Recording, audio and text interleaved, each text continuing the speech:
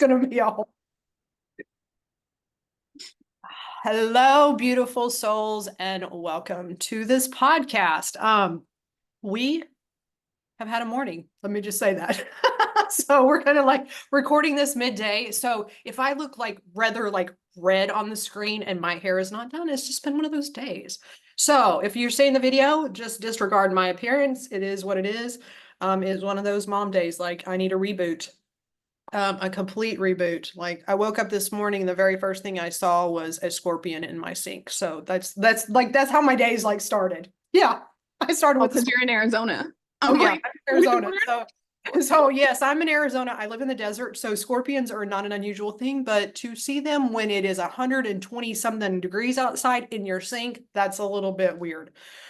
So yeah, that's how I started my day. But as Diamond and I kind of do this podcast, like we still have no name for it, and I have no idea what episode this is. So hopefully by the time this episode airs, we do have a name. But we always just kind of come in like, hey, what has been going on this week? And Diamond said something, and I was like, you need to hit record because this is going to get pretty raw, I think, pretty quickly. So I'm going to stop what I'm saying, but welcome to the podcast to those who are listening. And I'm going to let her tell you where she's kind of at, and then we'll go from there because I'm in the same place, but in a different stage of life. So I think this will be an interesting conversation. Yeah. So, okay, cool. So,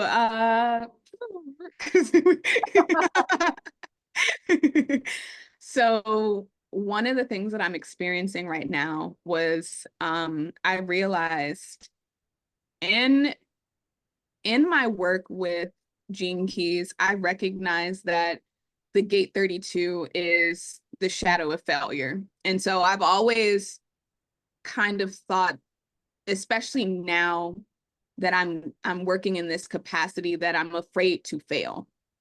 But yesterday I was having a conversation with someone, and she does Reiki. And so she was looking, and she was like, your 15-year-old self, like every time you try and do something, she's like throwing punches, like, no, like, no, we're not doing that. And I'm like, but why? Because I want to do these things. And she's like, that's something that you have to like reflect on. And one of the things that I realized, and I think we talked about this a little bit in the mental health episode that we did, I was hospitalized a lot as a teenager because of various things. Growing up with a borderline personality parent with narcissistic tendencies, especially, you know, as a minor, there doesn't always seem like a lot of escape points. And so for me, my only thought of how to escape was suicidal ideation, suicidal attempts, running away from home just to get away from it. And so consequently, as a minor, I got hospitalized for those things without my necessary say so, which is one of the reasons why I received the diagnosis of bipolar 2 disorder so early. And I realized that having gone through those hospitalizations, especially kind of against my will in a way, I blocked out a lot of that, especially once I was in the system, child and family services, because like I was in survival mode at that point. So one of the things that came up was that I blocked out so much of my teenage years that like I honestly needed to do some reflection. And one of the things that came up for me was I'm actually not so afraid of failure at this point in my life. I'm actually more afraid of success, because as a teenager, every time I tried to, you know, as teenagers, we're finding ourselves, we're trying to make our mark, you know, in a way, as much as we can. And I found that every time I tried to do those things, every time I tried to establish my own relationships, my mom's shadow would come out in the form of like control and barreling down harder on me and restricting me even more. So much so that I have now developed this own self-imposed limitation of, oh, you're about to, be too successful, like, hold yourself back in a way. And I started to create these patterns because teenage me fears that if I do try and step into the fullness of my power, it's just going to be snatched away anyway. So why even try? Like, why even give it your all? And so now that I have this clarity, this is like a day in, so work to do uh, on the reflection piece and the inner work, but really just recognizing that, like, no, it's okay. Like, it's actually okay for you to be successful. Like, you're in control now. You can do this. No one's going to snatch it away from you this time. And to really just trust in that. And so, yeah, Rachel was about to say her piece. And then she was like, we should hit record. I know when you said that, I was like, oh my word. Because I'm going to be honest with our listeners. This is a piece that I have dealt with my entire life, and I am almost double Diamond's age. So that's been a while. And I didn't know what it was until a few months ago. Like, I always thought it was the fear of failure. Like, that was kind of especially in the entrepreneurial space, like that was always, it was like the fear of failure. And I'm going to be honest, like, I'm right in the muck of that, right? I lost 2 clients like overnight for no reason whatsoever. They don't have the finances in their budget anymore to pay me. And so it was kind of like, what, and one of them was a very significant portion of my income. And I'm like, holy crap, like, what am I going to do? And, I mean, I have things within my business that, clauses and things like that can help me, but it was still that like mental toll that it took, because it was like within 24 hours. But what's been interesting to me, and I'm going to reference a couple of things prior to getting further into my story.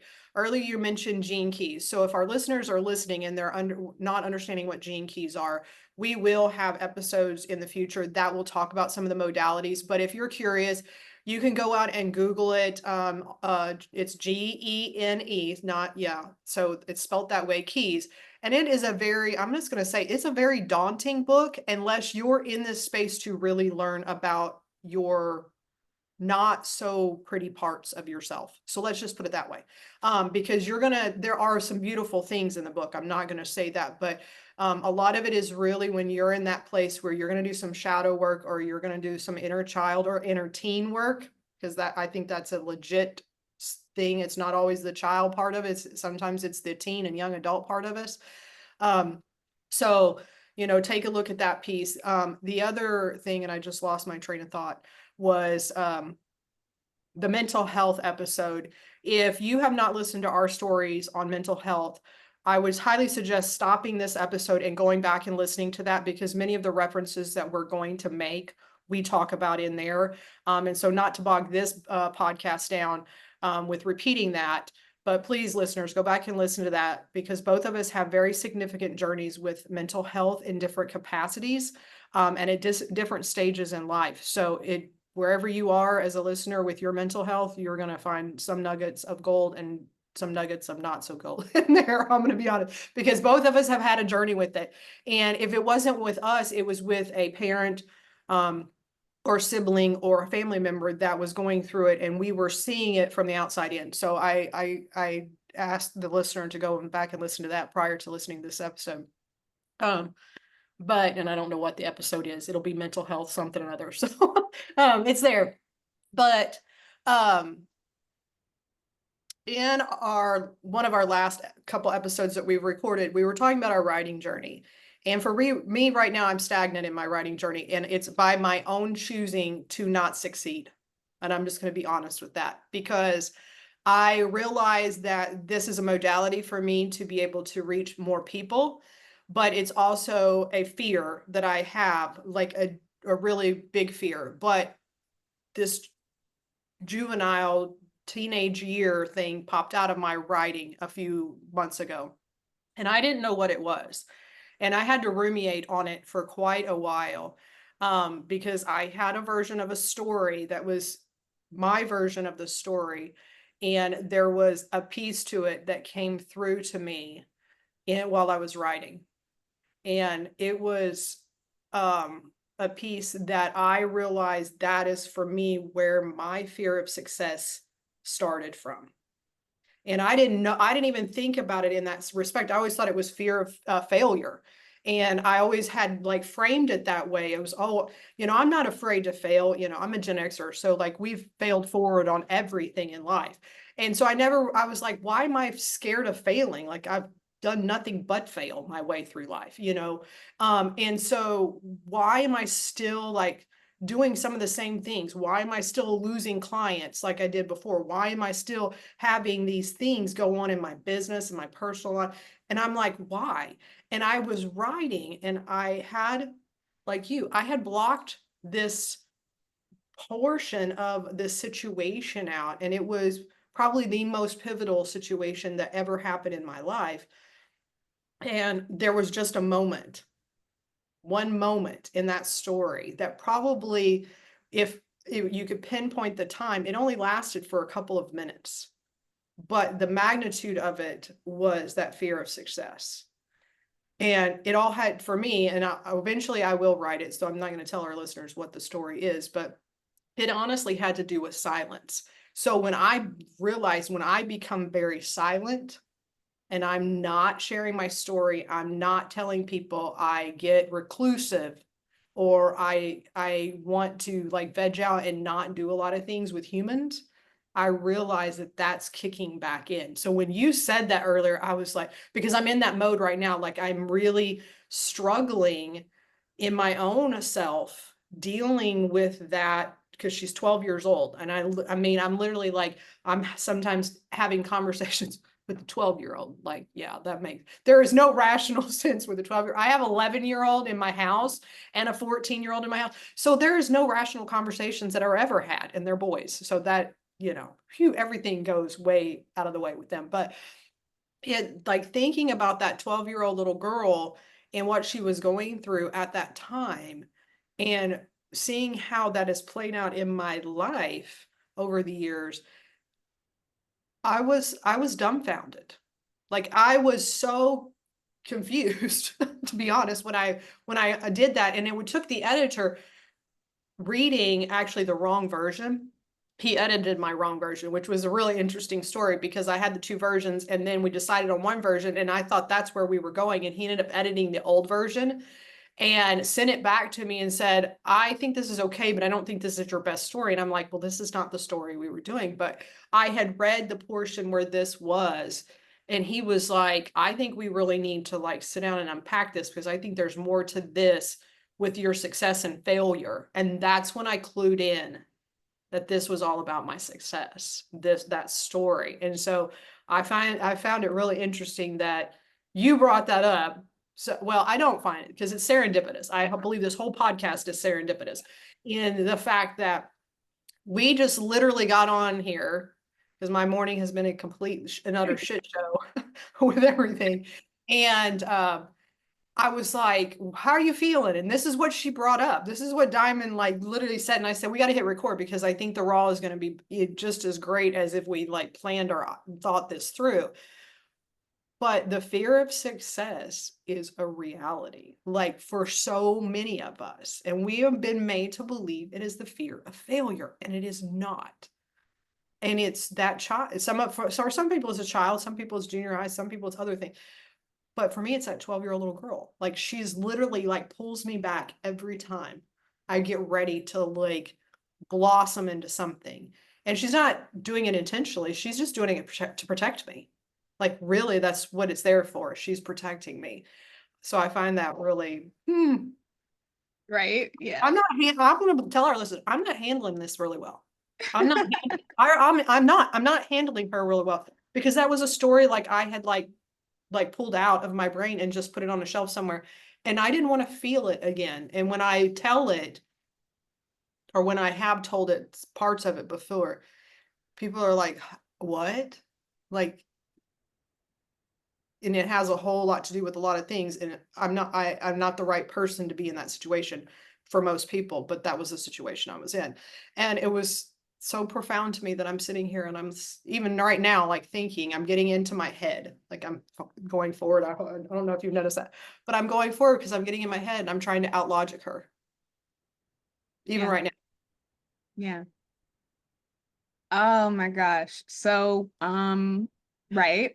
Purpose is to share, letting people know that they're not alone in what they're going through, but also helpful tips. So what has been Yeah, I mean, I'm like, other than some tears, maybe, right yeah, now. giving it a good cry.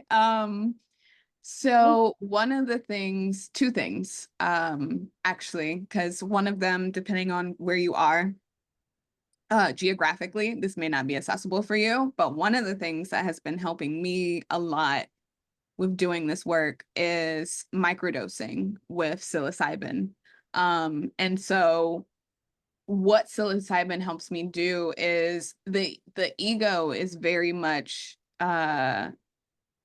it's in the way a lot of the times. It's like, you want to sit and reflect on your teen years? Like, you have other things to be doing right now. Like, no, like just do the work. Like, right. And then conditioning, right? The conditioning from society, like just move on, do things. And so the psilocybin helps me to slow down and to recognize that this is the important work. If I push through and I just try and do something anyway, whatever I create is going to be out of alignment because it's coming from this place of fear, right? Whether for you it is the fear of success or whether it's the fear of failure, like whatever side of the coin you're on, it's a place of fear. And when you create things with even just a seed of fear rooted at the start, as you evolve and grow, you're going to outgrow whatever that thing is. So really taking the time to sit with these things, even though society, your family, your friends may say, like, just do it. Just, what are you talking about? Fear of success. Just do the things. Like, it's not that easy, actually. You have to sit and do the work. So that's number one, which I recognize, unfortunately, we live in a country in the United States where psilocybin is a Schedule I substance.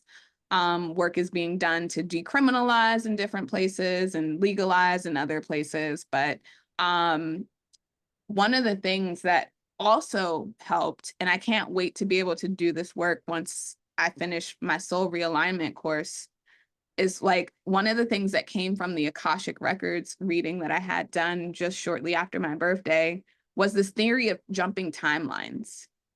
And so recognizing that fear, whatever it is, it's an energy. You have 7 seconds to decide whether or not, it's fear or it's going to be excitement. Like it's really a matter of perception.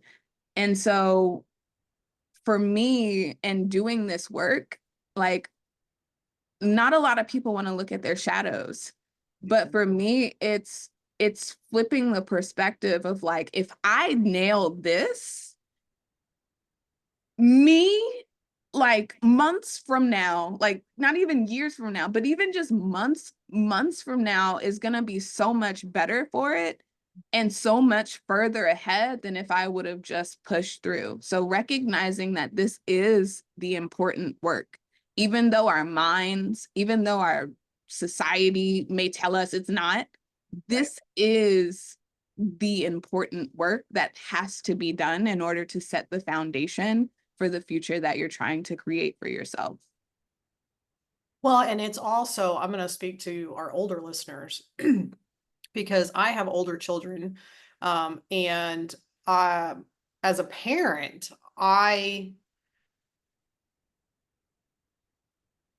been walking like this spiritual healing journey for about 5.5, maybe 6 years now. I can't even remember, but I've had ups and downs, and sometimes it's been, like the whole pie in the sky, unicorns and rainbows. It's been wonderful. And then there's been other times where I've really dealt with some gnarly stuff, some really, really nasty stuff. And I didn't even think about that stuff being as bad as it could be. Like, you know what I'm saying? Like sometimes we downplay our own traumas that we have. But the point in time where I really understood tapping into my shadows, and that's why I think this dealing with this 12-year-old me right now is super, super difficult, is because as a mom and as the cycle breaker in my family. So most people in this work, we are the cycle breakers. We are the black sheep of the family. Most of us didn't start out that way, but a lot of us have ended up that way. Most of us are probably not that as connected as we want to be with our families because of our work in doing this. You know, my family thinks I've lost my marbles, but I'm cool with that, you know, because I know for my children, for their children, for my grandchildren, that I'm stopping all of this shit that has been going on in my, you know, my family lineage. And understanding that 12-year-old piece of me is understanding everybody in front of me, like all of my ancestors that came before me, how, because it all deals with silence. And once I tell the story, it would make a lot more sense, but it all has to do with silence. And it wasn't my silence. It was the silence that I observed. And out of people who had always been the truth tellers, the people who always had the answers, but they were silent in this one moment. And that silence was so deafening, like just crazy deafening. And their lack of ability to speak was what forever to this point is that 12-year-old's fear of this of success, because that was kind of the hinge pinch for them as well, that their success changed and they struggled after that.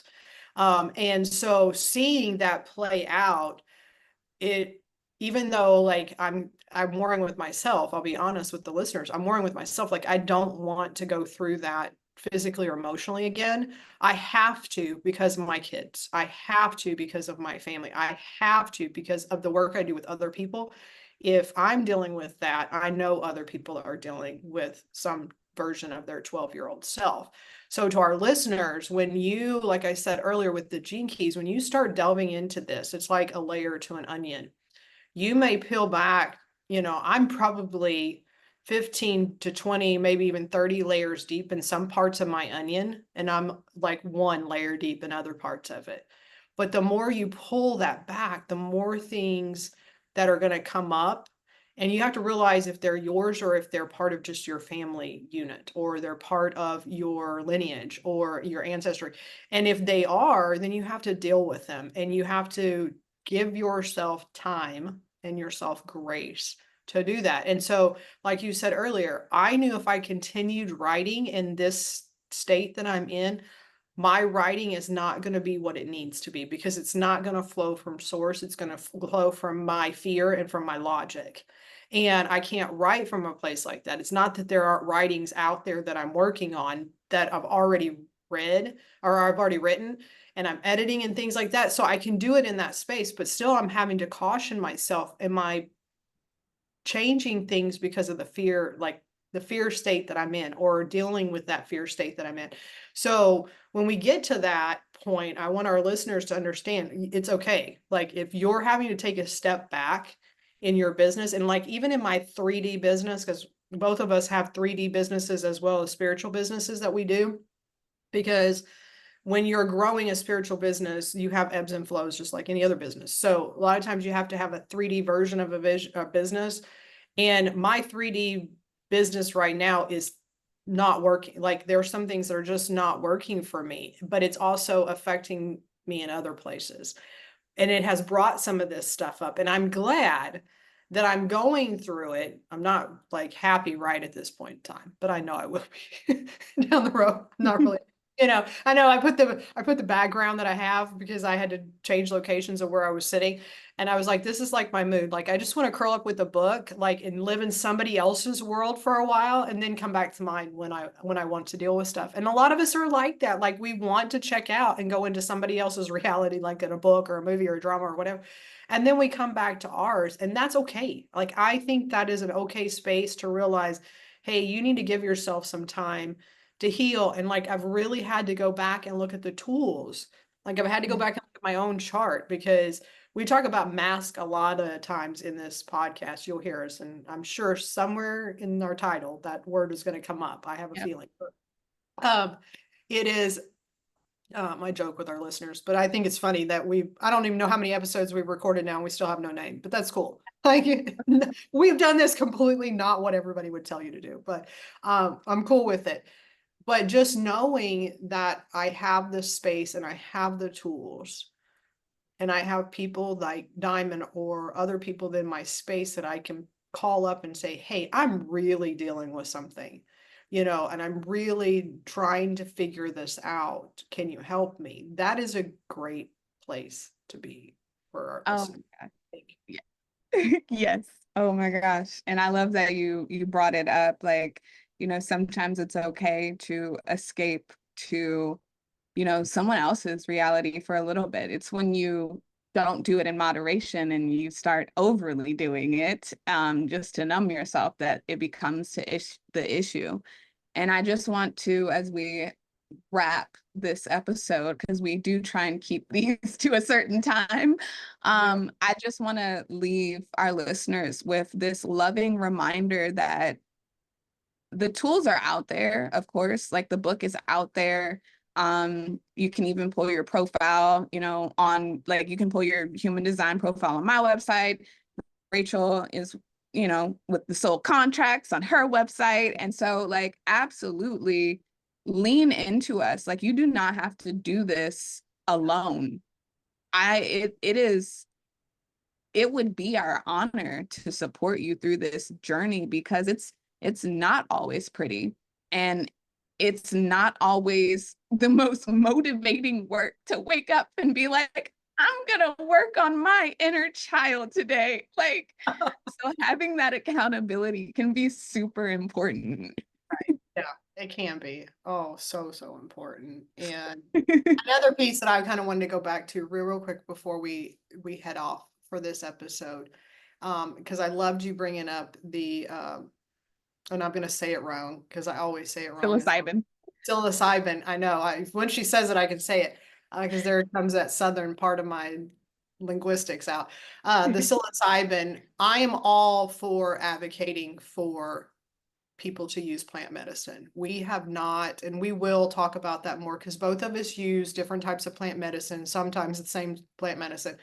But I know for me, even like over the past couple months in dealing with some of this stuff, I've had to increase my usage of plant medicine. And so I'm more in the cannabis space for our listeners. So if you're interested in learning more about that or the psilocybin, please reach out to us and you can ask questions. But I've even noticed, like, I've had to increase my dosages. I've had to increase sometimes the frequency of my dosages.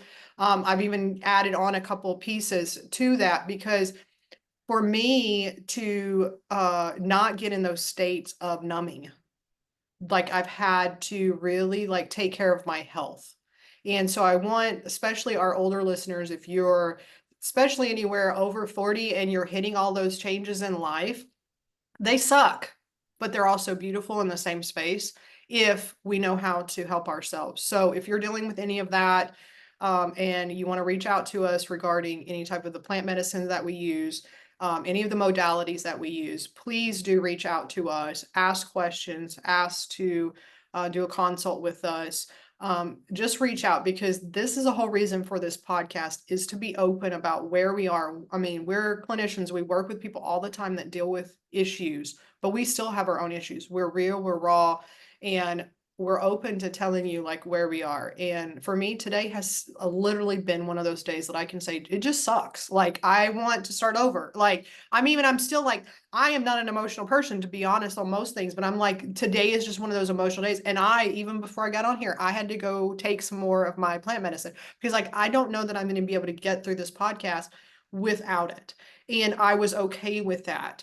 And if you'd have talked to me probably 10 years ago, I would not have been okay with that. But I am in the space now, because I know that that 12-year-old needs that 12-year-old needs that nourishment. She needs to be kind of coddled, and she needs to be hugged, and she needs to be loved. And so if you're in that space right now where your life is just not where you want it to be, and those shadows keep popping up, please reach out to Diamond and I, because we would love to help just be there for you and to support you in any way we can to do that. So I think that's enough heaviness for this episode. I know, right? Oh my gosh.